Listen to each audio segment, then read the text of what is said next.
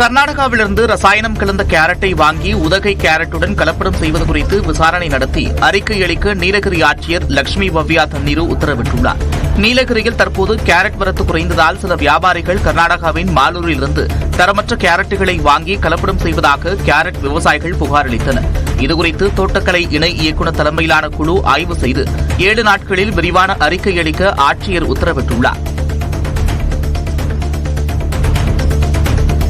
நாம் தமிழர் கட்சியின் மண்டல ஒருங்கிணைப்பாளர் பிரபு தலைமையில் ஆயிரக்கணக்கானோர் தமிழக வாழ்வுரிமை கட்சியில் இணைய இருப்பதாக அக்கட்சியின் தலைவர் வேல்முருகன் தெரிவித்துள்ளார். புதுக்கோட்டையில் செய்தியாளர்களை சந்தித்த வேல்முருகன், நாம் தமிழர் கட்சியின் முன்னணி தலைவர்களில் ஒருவராக இருந்த புதுக்கோட்டை தனசேகரன் தமிழக வாழ்வுரிமை கட்சியில் இணைந்திருப்பதாகவும் ஆயிரக்கணக்கான நாதக்க தொண்டர்கள் இணைய இருப்பதாகவும் கூறினார்.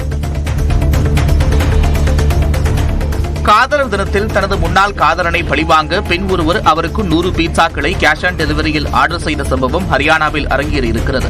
காதலர்கள் காதலர் தினத்தில் தங்களுக்குள் பரிசுகளை பரிமாறிக்கொள்வது வழக்கம். ஆனால் குருகிராமைச் சேர்ந்த ஆயுஷி ராவத் என்ற இளம்பெண் தனது முன்னாள் காதலன் யாஷன்வி என்பவரை பழிவாங்க நினைத்துள்ளார். இதற்காக அவருக்கு 100 பீட்சாக்களை கேஷ் ஆன் டெலிவரியில் ஆர்டர் செய்துள்ளார். வீட்டு வாசலில் 100 பீட்சாக்கள் இருப்பதைக் கண்டு அதிர்ச்சியடைந்த யாஷன்வி டெலிவரி நபர்களுடன் வாக்குவாதத்தில் ஈடுபட்டார். அறுபடை வீடுகளில் 5ஆம் படை வீடான திருத்தணி சுப்பிரமணிய சுவாமி திருக்கோயிலில் ஆந்திர துணை முதலமைச்சர் பவன் கல்யாண் சுவாமி தரிசனம் செய்தார். அரக்கோணம் ராஜாளி விமானப்படை தளத்திற்கு தனி விமானம் மூலம் வந்த பவன் கல்யாண் அங்கிருந்து திருத்தணி முருகன் கோயிலுக்கு வந்து சுவாமி தரிசனம் செய்தார். கோயில் நிர்வாகம் சார்பில் பவன் கல்யாணுக்கு பிரசாதம் வழங்கப்பட்டது. முன்னதாக பவன் கல்யாண் வருகையை ஒட்டி பொது தரிசனம் நிறுத்தி வைக்கப்பட்டதால் 1 மணி நேரம் பக்தர்கள் காத்திருந்தனர்.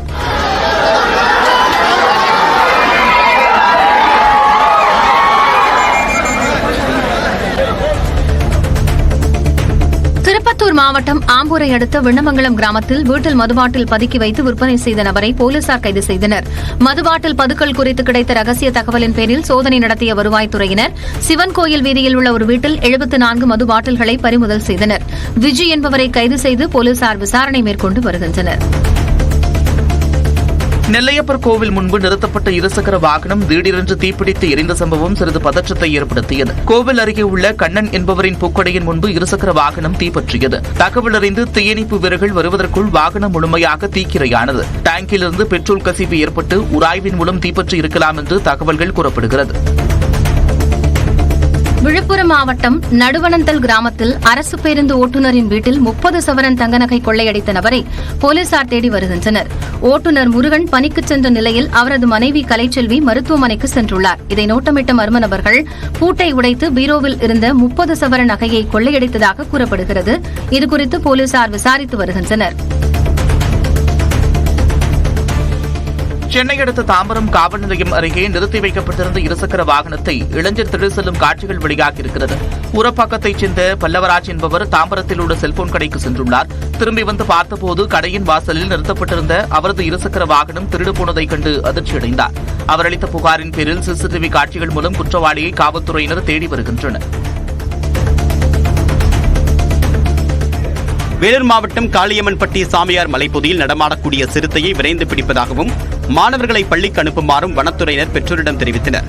சிறுத்தையை பிடிக்கும் வரை குழந்தைகளை பள்ளிக்கு அனுப்பப் போவதில்லை என்று பெற்றோர் தெரிவித்ததை அடுத்து வனத்துறையினர் உறுதியளித்துள்ளனர். சிவகங்கையில் கோவில் திருவிழாவை ஒட்டி வடமாடு மஞ்சுவிரட்டு போட்டி வெகு விமர்சையாக நடைபெற்றது. இங்குள்ள பிள்ளைவயல் காளியம்மன் கோவிலில் குடமுழுக்கு விழா நடைபெற்று வருகிறது. இதையொட்டி 7ஆம் ஆண்டு வடமாடு மஞ்சுவிரட்டு போட்டி நடைபெற்றது. இதில் சிவகங்கை, ராமநாதபுரம், புதுக்கோட்டை, மதுரை ஆகிய மாவட்டங்களிலிருந்து 14 ஜோடி காளைகள் பங்கேற்றனர். 120க்கும் மேற்பட்ட மாடுபிடி வீரர்கள் கலந்து கொண்டனர். மஞ்சுவிரட்டு போட்டியை கிராம மக்கள் கண்டு ரசித்தனர். 15ற்கும் அதிகமான மாடுபிடி வீரர்கள் மற்றும் ஒரு காளை காயமடைந்தது.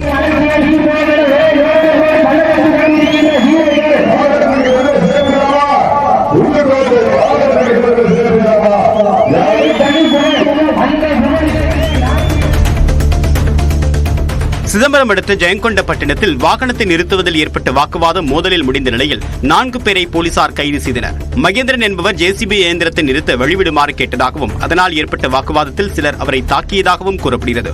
இதுகுறித்து தகவல் அறிந்து வந்த மகேந்திரனின் நண்பர் விக்னேஷ் ஜேசிபி இயந்திரத்தை காரின் மீது ஏற்றி அப்பளம் போல் நொறுக்கினார். இரு தரப்பினரும் மாறி மாறி அளித்த புகாரில் 4 பேரை போலீசார் கைது செய்தனர்.